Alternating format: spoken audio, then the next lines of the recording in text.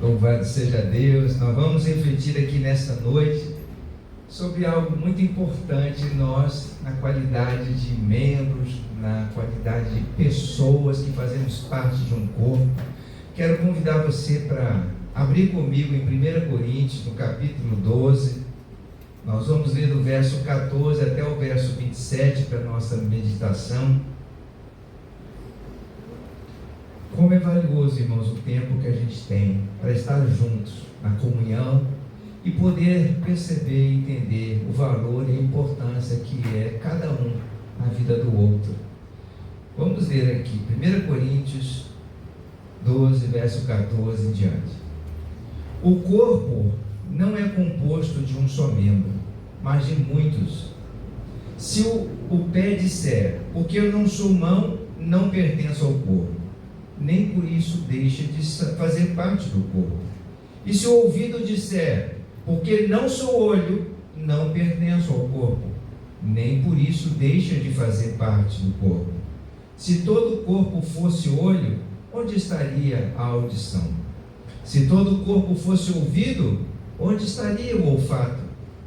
De fato, Deus dispôs cada um dos membros no corpo segundo a sua vontade. Se todos fossem um só membro, onde estaria o corpo? Assim há muitos membros, mas um só corpo. O olho não pode dizer à mão, não preciso de você. Nem a cabeça pode dizer aos pés, não preciso de vocês.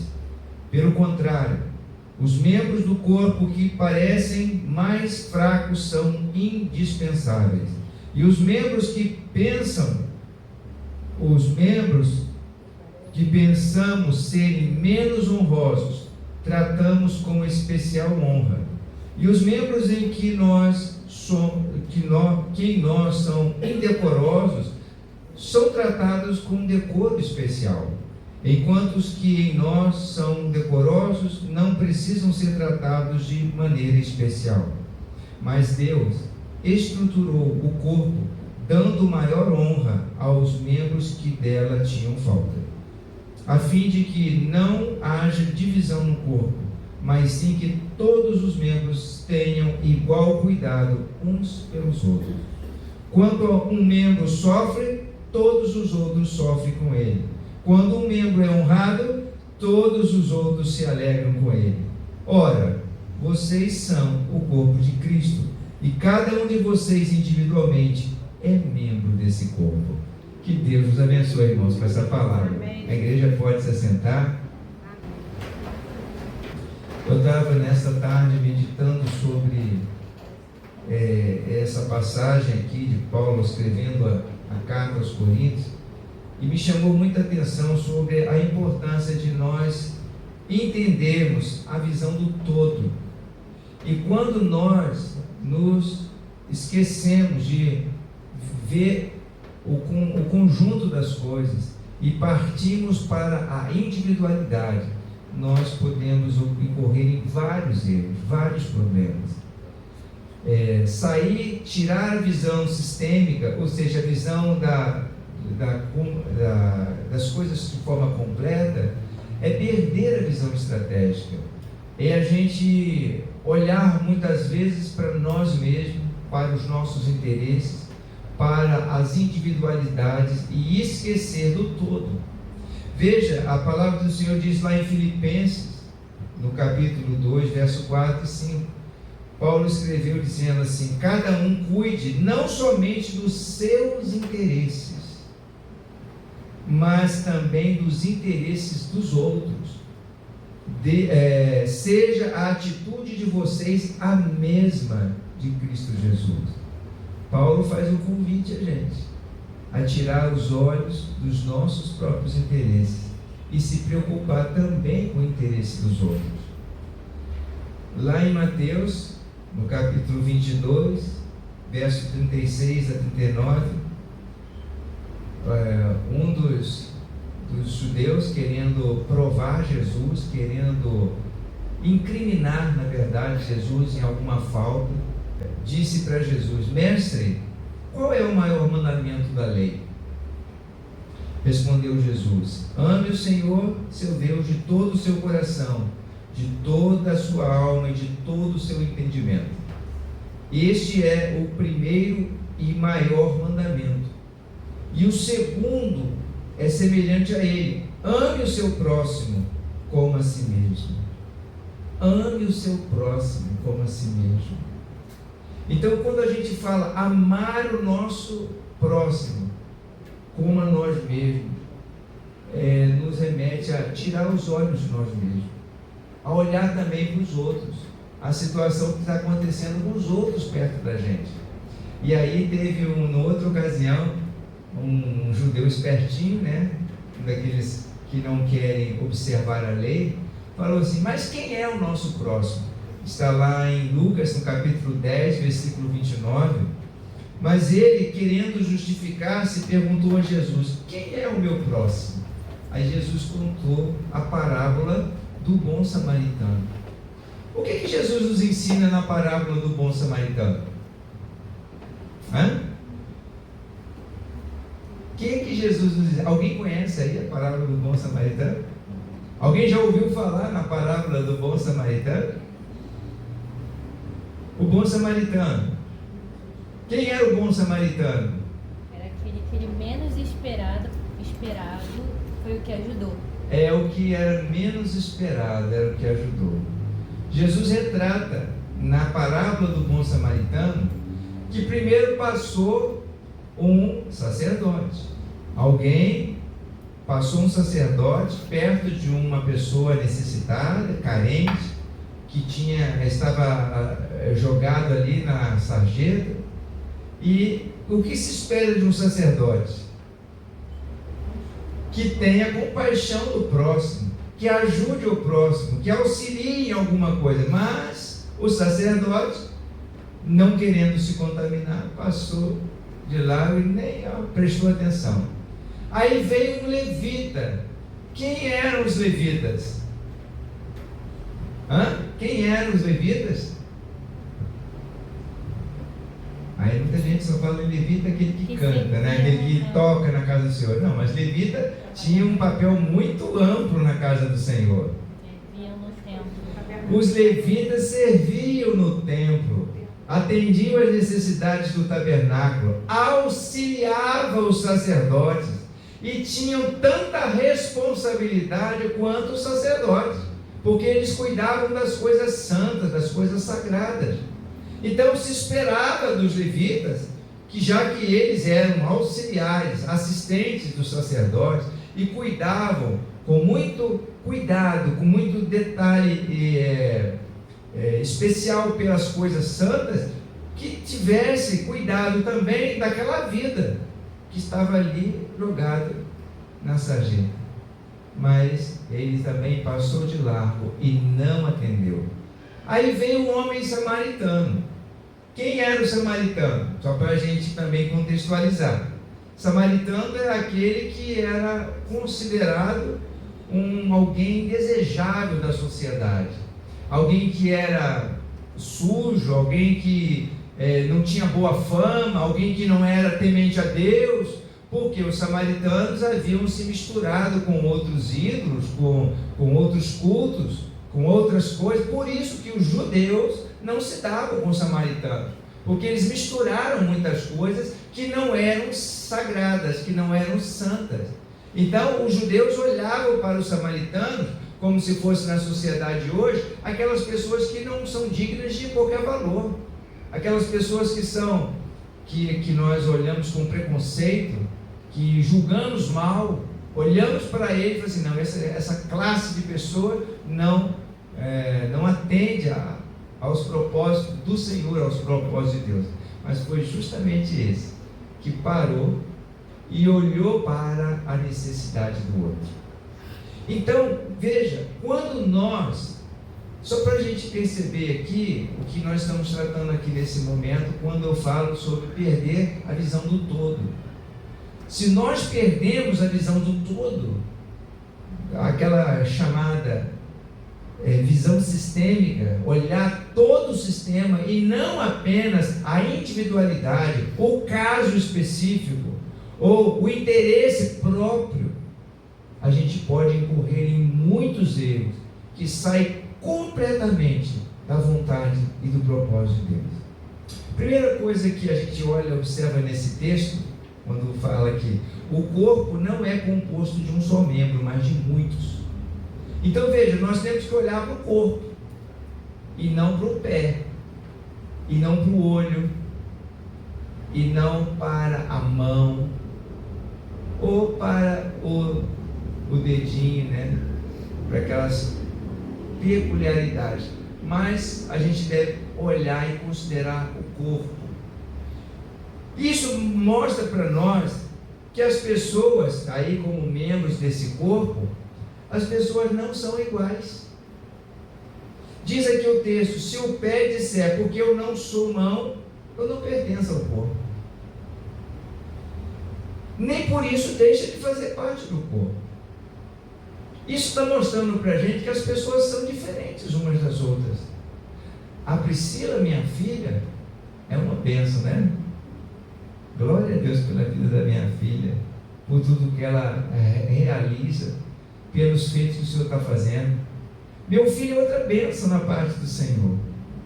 Ele tem sido um instrumento de Deus em várias coisas, tem os seus talentos, mas ambos, apesar de ser uma bênção nas mãos do Senhor, são bem diferentes um do outro. E são diferentes de mim, que sou pai e poderia dizer assim: mas a Priscila é cópia do pastor, ou o Daniel é cópia do pastor. Não. Eles podem ter talvez aparência física, né? O pessoal diz que a minha filha é muito parecida comigo. Agora, ela tem uma personalidade própria. Ela tem características próprias, assim como meu filho tem características próprias. E as pessoas são diferentes umas das outras. O problema é que, às vezes, nós temos duas de uma dessas atitudes. Ou a gente fala assim: fulano não serve, fulano é assim, é assado, porque não é do jeito que você quer, porque não tem a mesma visão que você tem, porque não pensa da mesma maneira que você tem. Ou então tem uma outra visão: eu não sirvo para nada, eu não sou igual ao pastor, eu não sou igual a minha irmã, eu não sou igual a fulano, Beltrano, que age e faz assim, assado, eu não tenho qualidades. Aí é uma outra visão também distorcida e errada, porque você tem talentos que Deus colocou na sua vida e que o outro não tem, e o outro tem talentos que você não recebeu, mas tanto um quanto o outro tem os seus talentos que Deus colocou para ser uma bênção dentro do corpo. Então, a primeira parte aqui do texto está mostrando para nós que, olha, se o ouvido disser, porque eu não sou o olho, não pertenço ao corpo, nem por isso deixa de fazer parte do corpo. Se todo o corpo fosse o olho, onde estaria a audição? Imagina só, se todo mundo fosse igual ao pastor.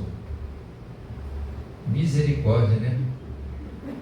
Misericórdia, você não aguentaria.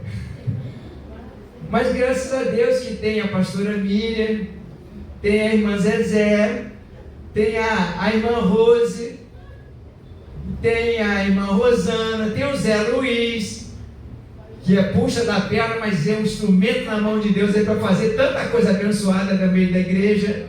Tem o Jonathan, que aparece com essa cabeleira bonita aí, ó, para glorificar o Senhor.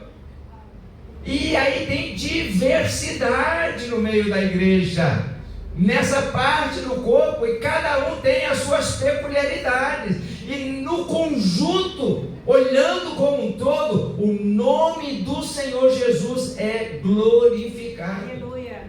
Por isso nós temos que entender isso. Eu não posso querer que a Zezé seja igual a Rosana, porque a Zezé tem características especiais que a Rosana não tem. Imagina se a Zezé fosse trabalhar lá onde a Rosana trabalha. Não ia dar certo, né, Zezé? A Zezé ia aprontar lá. Não ia ter a paciência que a Rosana tem, porque a Rosana tem um talento para lidar com pessoas. Já a Zezé, ela tem talento para outras coisas, mas para lidar lá com os enfermos e doentes, ela bota a boca no trombone e fala mesmo. É assim a Zezé. Então a gente precisa entender isso, porque senão a gente não cresce, a gente não desenvolve, e a gente incorre em erros, e a gente fica com o olhar daquele sacerdote que passou, viu o necessitado e não atendeu a necessidade, ou seja, não cumpriu o propósito de Deus. E com isso nós podemos ser também muito prejudicados. Imagina uma pessoa que é discriminada no ambiente da igreja, uma pessoa que vamos dizer assim, que sofre preconceito porque recebe um título ou tem vamos dizer assim, é considerado dentro de uma categoria de pessoa alguém que não corresponde ao que talvez a maioria diga que tem que ser.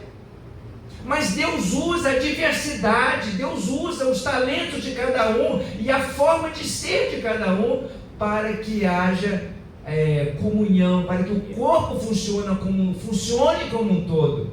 Então alguns são mais ágeis, são espertos, são ligeiros, outros são mais lentos, outros gostam de pensar 2 vezes antes de tomar atitude, outros são mais proativos.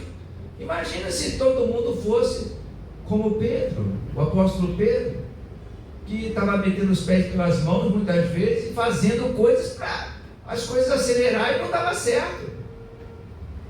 Mas nem todo mundo podia ser como o João, que era um pouco mais, se bem que ele foi transformado, porque ele era um boca de trovão, né? Falava mesmo que tinha que falar, ele falava mesmo, mas ele se tornou um cordeirinho, foi disciplinado pelo Senhor. Nós não podemos confundir, irmãos, a tratativa do Senhor na nossa vida, que nos transforma e nos assemelha a Jesus, com tem pessoas que falam assim: eu nasci assim, eu cresci assim e vou morrer assim. Isso é uma mentalidade medíocre, isso é uma mentalidade que não desenvolve ninguém, não aperfeiçoa. O Senhor deseja nos aperfeiçoar, trabalhar em nosso caráter, trabalhar na nossa personalidade, nos moldando ao exemplo de Cristo. A palavra de Deus fala lá que Deus quer trabalhar na nossa vida ao ponto de nos levar à maturidade de Cristo, nos trazer cada vez mais semelhantes a Jesus. É dessa forma que Deus trabalha na nossa vida. Então pensar assim: eu sou assim mesmo, falo dessa forma, eu ajo dessa forma. Mas se estiver agindo fora do propósito de Deus, Deus vai trabalhar. Você imagina, eu tenho aqui 2 pernas, graças a Deus, né? Louvado seja o Senhor. Mas vamos supor que uma perna minha, por causa de um acidente que eu sofri há muitos anos atrás, fraturei o calcânio, a minha perna ficasse atrofiada, e eu, por precaução, não utilizasse muito a perna, eu teria que fazer alguns exercícios de fisioterapia. Os fisioterapeutas estão aqui, podem me confirmar isso, para poder reabilitar a minha perna para os movimentos adequados, conforme a outra perna. Porque se não for reabilitado, o que pode acontecer? A fisioterapeuta, me ajuda aí. O que pode acontecer se uma perna não estiver funcionando bem com a outra? Atrofiar a perna. Ela já está atrofiada e ela vai causar outros danos. Está atrofiada, vai causar outros danos, vai causar problema na coluna, escoliose. Sabe aquele negócio? A pessoa fica assim, andando assim, meio torta? São coisas assim que podem acontecer e que vai dar complicação no corpo.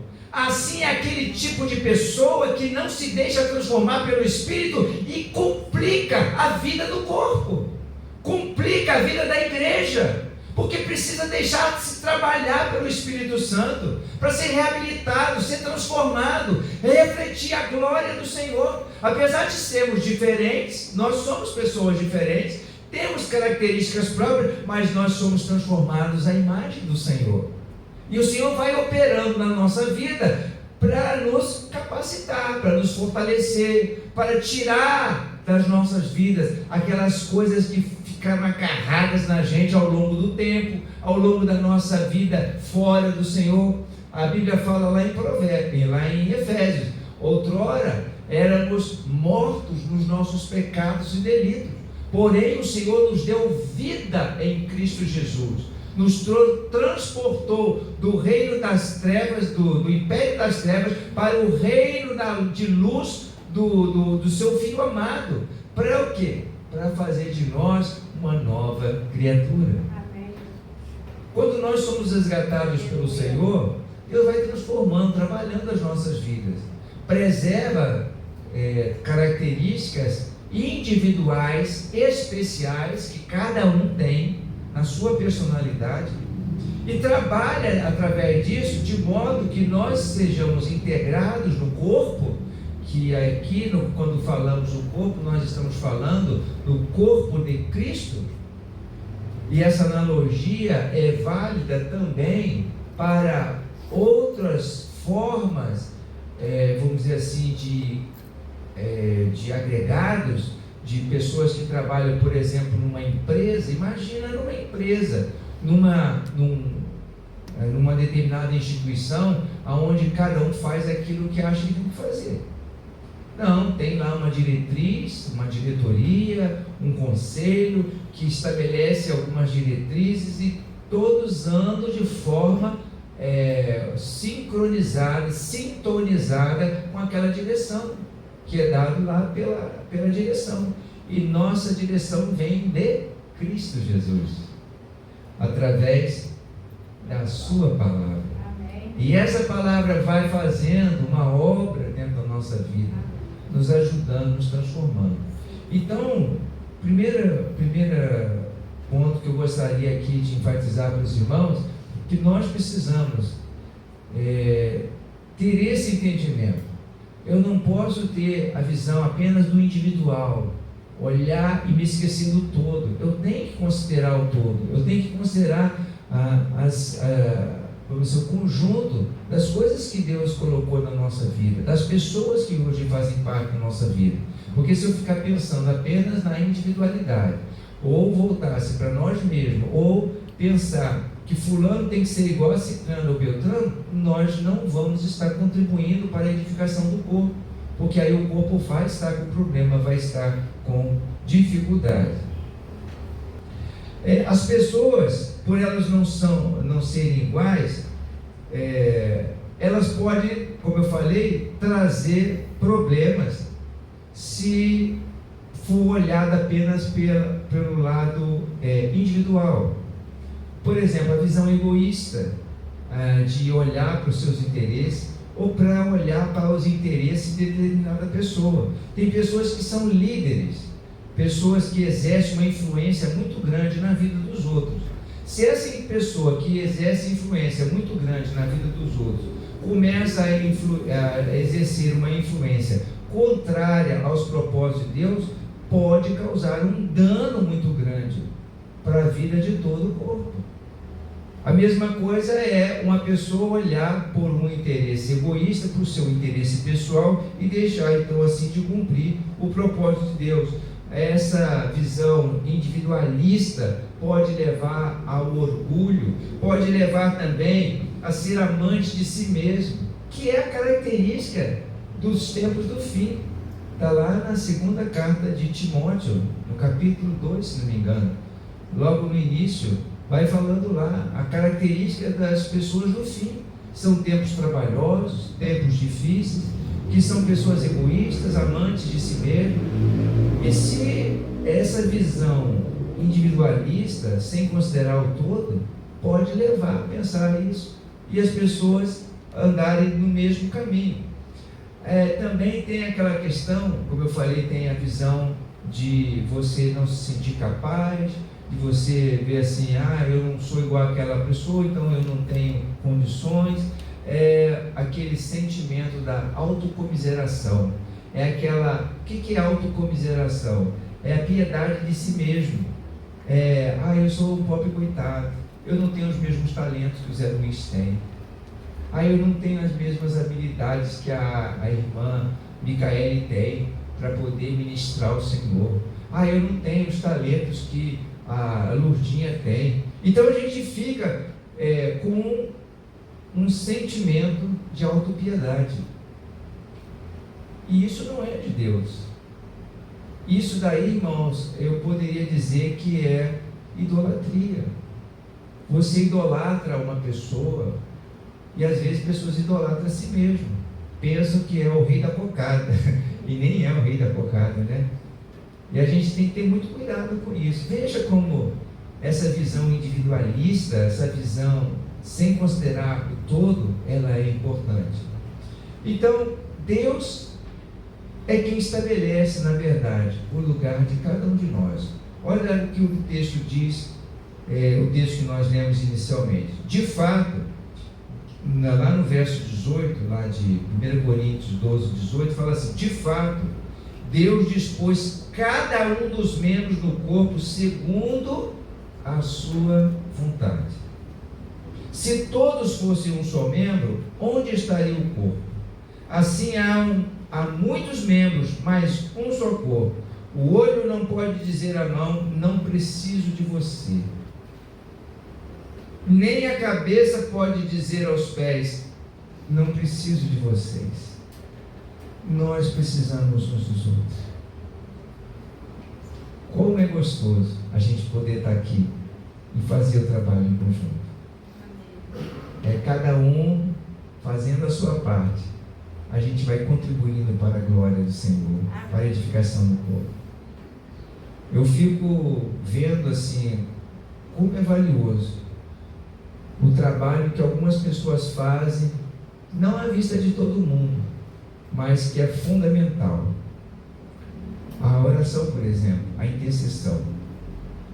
A irmã Olga é uma mulher intercessora. Nós temos visto aqui os irmãos da consagração, a Rosa, a Neidinha, muitos que estão aqui orando. A igreja não sabe, mas temos uma atividade aqui na igreja, quarta-feira às 9h30 da manhã, que é a consagração, a oração. E que valor tem isso, irmãos? A igreja está de pé esses 27 anos, porque tem um grupo orando, e está aqui nas trincheiras da oração. Deus já mostrou muitas vezes aqui nesse período de oração, as irmãs que estão aí, Micaele, a Rose, a Mara, a Rosana, e muitos outros que fazem parte aí, que vêm aqui para a oração, sabe o que Deus já falou, mostrando as trincheiras de guerra, de batalha espiritual. Afinal de contas, a nossa luta não é uma luta de pessoas, não é luta para a gente enfrentar situações assim físicas, mas são lutas espirituais. A gente tem um exército inimigo contra a igreja, porém as portas do inferno não prevalecerão contra ela. Por isso precisamos estar no fronte de batalha, porque é Deus quem peleja por nós. Está escrito nas escrituras, eu acredito que é no livro de Isaías, eu não me recordo agora, se alguém souber até a passagem, por favor, me fala, em que o Senhor olhou os seus olhos sobre a face da terra e não encontrou alguém que estivesse na brecha, porém o próprio braço do Senhor se colocou em posição para trazer livramento à nação de Israel. Então Deus ficou admirado de não haver um intercessor, alguém que se colocasse na brecha, e pela misericórdia de Deus, Ezequiel 22:30. Se o pessoal da mídia puder colocar para nós aí o versículo, veja como isso é de grande valor. Ezequiel 22:30 diz assim: procurei entre eles um homem que erguesse o muro e se pusesse na brecha diante de mim, em favor desta terra, para que eu não a destruísse, mas não encontrei nenhum. Quantas pessoas, quantos irmãos se colocam à disposição para vir na consagração, para buscar a Deus em oração? São muito poucos. Porém, os que estão aqui estão cumprindo seu papel com fidelidade. Muitos não podem vir porque tem outras atividades que não podem estar. Aí eu tenho que entender que não é toda a igreja que tem que estar aqui, porque senão nós não estamos cumprindo o seu propósito. Mas tem um grupo que está cumprindo o seu propósito, está na brecha. Não é todo mundo que tem que estar, Mas nós precisamos entender isso. E se nós nos colocarmos dessa forma na mão do Senhor, Deus vai agir, porque Deus coloca cada um no seu lugar para cumprir o seu propósito. Veja o que diz o texto lá de Romanos, capítulo 12, versículo 3 a 5. Romanos 12, versículo 3 a 5. Pois pela graça que me foi dada, digo a todos vocês, ninguém tenha de si mesmo um conceito mais elevado do que deve ter, mas pelo contrário, tenha um conceito equilibrado, de acordo com a medida da fé que Deus lhe concedeu. Presta atenção nisso. De acordo com a medida da fé que Deus lhe concedeu. Assim, como cada um de nós tem um corpo com muitos membros, e esses membros não exercem todos a mesma função, assim também em Cristo nós, que somos muitos, formamos um corpo, e cada membro está ligado a todos os outros. Veja que o Senhor reparte a cada um conforme a sua vontade. E Ele vai colocando as partes desse corpo, os membros nos seus devidos lugares, para o desempenho das suas funções. E é justamente na operação de harmonia de cada participante desse corpo, aonde ajuda e contribui para a edificação do corpo. E aí a igreja vai prosperando. O nosso lar, que também é um corpo, né, a nossa família, cada um tem o seu papel. O homem da casa, que é o sacerdote do lar, ele tem o seu papel para poder desempenhar na sua casa. A mulher, que faz o trabalho da sua casa com sabedoria, também tem a sua responsabilidade dentro da sua casa. Os filhos que estão ali dentro da casa também têm responsabilidade. Todos nós recebemos um papel para que possamos desempenhar dentro daquele núcleo onde nós estamos inseridos.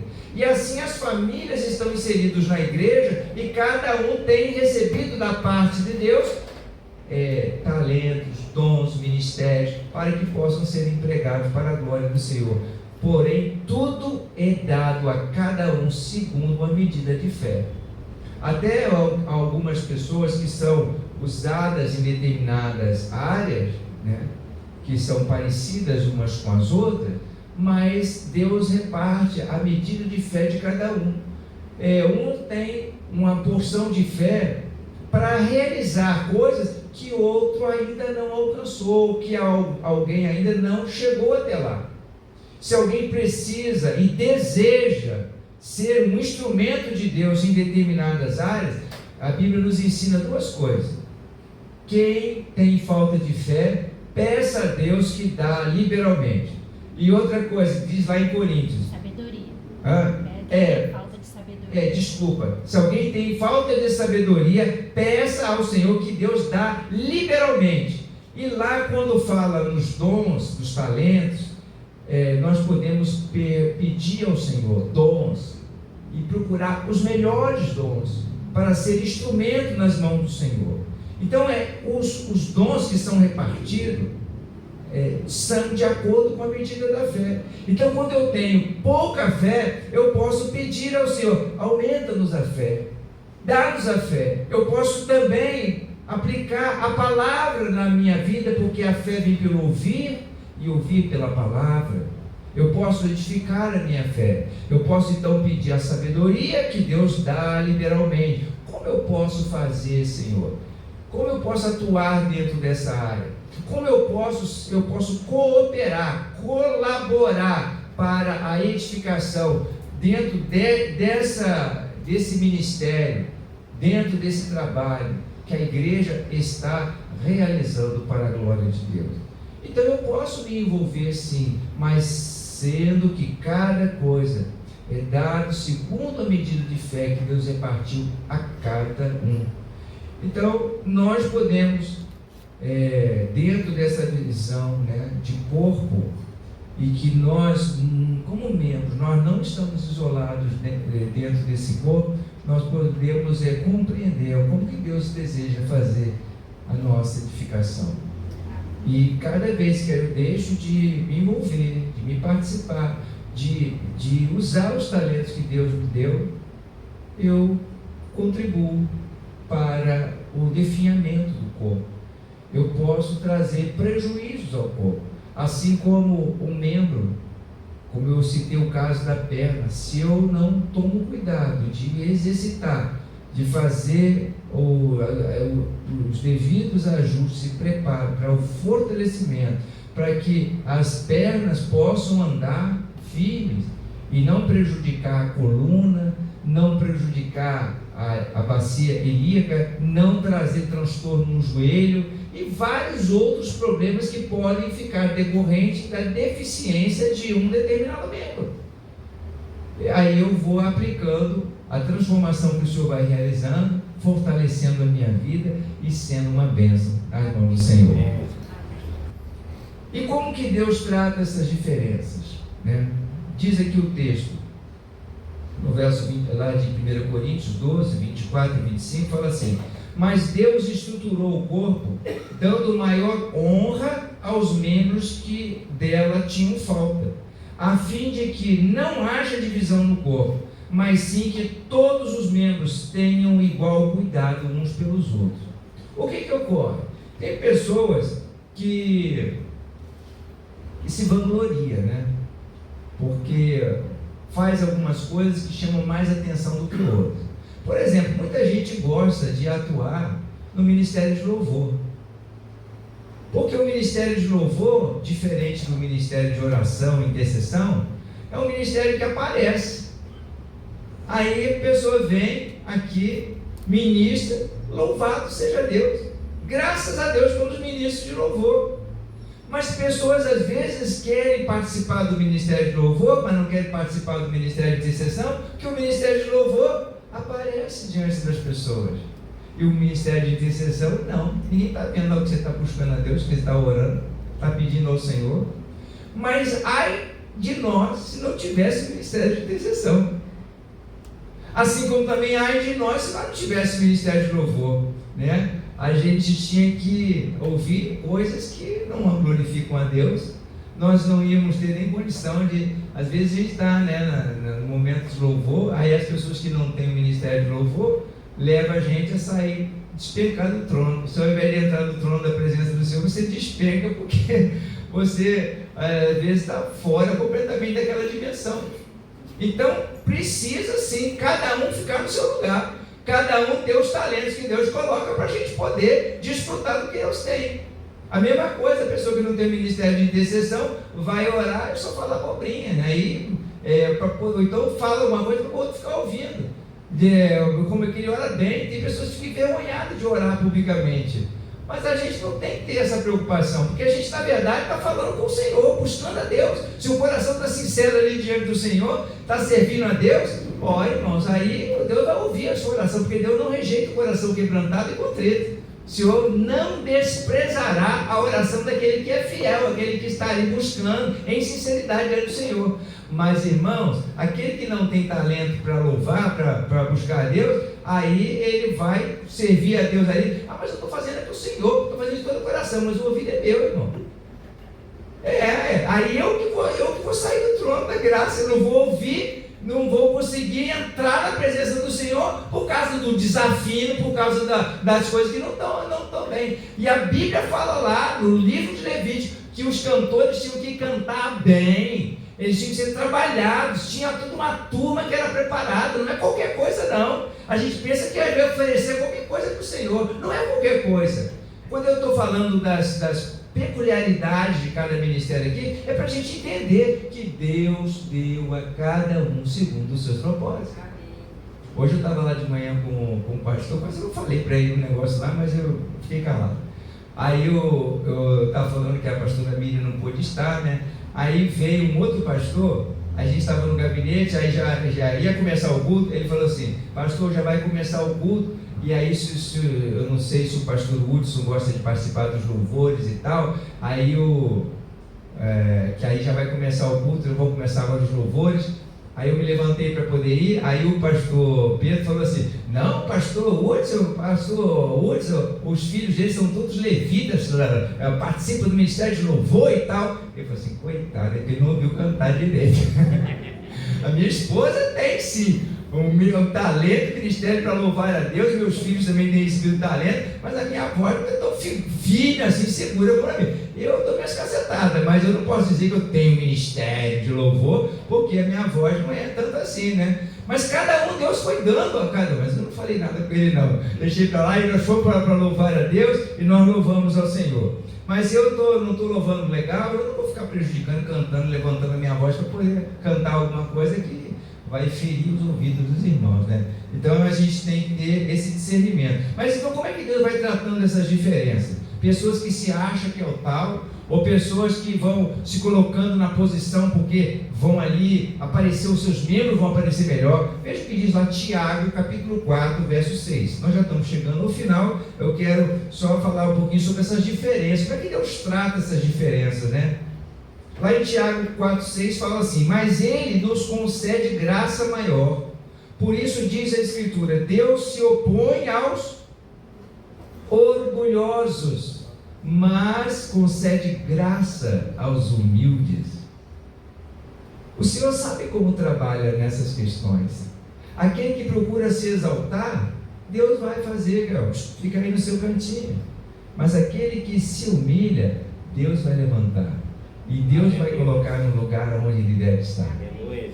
Lá em Mateus, no capítulo 11, verso 25 e 26, diz assim: naquela ocasião Jesus disse: eu te louvo, Pai, pois o Senhor dos céus e da terra, pois escondestes essas coisas dos sábios e cultos, e as revelastes aos pequeninos. Sim, Pai, pois assim foi do seu agrado. O Senhor estava dando graças a Deus quando Pedro falou assim, Jesus perguntou: que dizem os homens que eu sou? Aí Pedro falou: tu és o Filho, Cristo, o Filho do Deus vivo. E ele ficou dando graças a Deus, porque ele falou assim: Deus escondeu muitos dos mistérios, foi escondido dos sábios, dos entendidos, das pessoas cultas, mas o Senhor revelou segredos aos seus mais simples. Para quê? Para poder fazer essas distinções, como o texto que lemos originalmente estava falando lá. Às vezes nós damos valor a determinados membros que não têm, assim, não merecem tanto valor, e nós desprezamos aqueles que são menos decorosos. Mas a gente precisa entender que aqueles que parecem ser menos importantes têm grande valor. É como aquele que tem falta de um dedo, seja do pé ou da mão, vai sentir diferença na hora que for usar. Então, assim, os membros do nosso corpo, quando tem algo que a gente não dá muito valor, o Senhor pega e dá um valor aqui e dali, faz uma diferença. Então, aqueles que são orgulhosos, soberbos, que pensam que pode fazer uma coisa, Deus vai e resiste. Mas aqueles que são humildes, Deus levanta e mostra que todos são importantes diante dele. E 1 Coríntios, no capítulo 1, a primeira carta aos Coríntios, capítulo 1, verso 27 e 29, diz assim: mas Deus escolheu as coisas loucas do mundo para envergonhar os sábios, e escolheu as coisas fracas do mundo para envergonhar as fortes. Ele escolheu as coisas insignificantes do mundo e as desprezadas e as que não são, para reduzir a nada as que são, para que ninguém se glorie diante dele. Então é dessa forma que Deus vai tratando. Você às vezes vê uma pessoa tão assim, parece que ela não tem nada para oferecer, né? Parece que não vai sair nada dali. E Deus usa de uma maneira sobrenatural, de uma maneira poderosa. É assim que Deus faz, irmãos. Você pode pensar que você talvez não tenha valor, não tenha nada, mas se Deus for contigo, você vai poder fazer grandes coisas, porque é Deus quem age por nós, e nunca podemos nos esquecer disso. Deus resiste os orgulhosos, mas dá graça aos humildes. Deus usa as coisas loucas deste mundo para confundir as sábias. Deus, aqueles discípulos de Jesus que eram homens iletrados, pescadores, não tinham muito saber, muita cultura, mas eles foram levados diante do Sinédrio, que era um tribunal importante em Israel. E quando eles estavam diante do tribunal, eles falaram com toda ousadia. E eles ficaram admirados, dizendo assim: mas esses homens não são pescadores? Pessoas iletradas? E reconheceram que eles haviam estado com Jesus. Irmãos, fica com Jesus, busca o Senhor com todo o seu coração, coloque-se à disposição do Senhor. Deus vai lhe dar graça, Deus vai lhe dar sabedoria para você fazer tudo aquilo que Ele colocou nas suas mãos para fazer. E nunca olhe para o outro pensando assim: ele não tem tanta importância. Não, todos têm importância para o Senhor. E eu quero concluir com esse texto aqui. Quando um membro sofre, todos os outros sofrem com ele. Quando um membro é honrado, todos os outros se alegram com ele. Olha, vocês são o corpo de Cristo, e cada um de vocês individualmente é membro desse corpo. Como eu ainda há pouco estava falando aqui, cada um de nós somos importantes dentro desse corpo. E nós devemos nos alegrar com aqueles que se alegram e chorar com aqueles que choram. A vitória da nossa irmã Rosana é a nossa vitória. Amém. A luta e as dificuldades por que passou nossos irmãos Paulo Araújo e a Lidineide também é a nossa luta. E nós precisamos, irmãos, estar sensíveis e atentos às coisas que acontecem entre nós, para nos ajudarmos uns aos outros, a orar e interceder uns pelos outros, se alegrar com aqueles que estão celebrando. E isso é algo que revela o amor de Deus, a glória de Deus no nosso meio. Isso fortalece a igreja do Senhor. Eu quero assim que você esteja sempre com esta visão. Nós, apesar de sermos pessoas diferentes, sermos tratados de forma diferente, mas nós somos todos parte do mesmo corpo, e o Senhor tem cuidado de nós. Amém?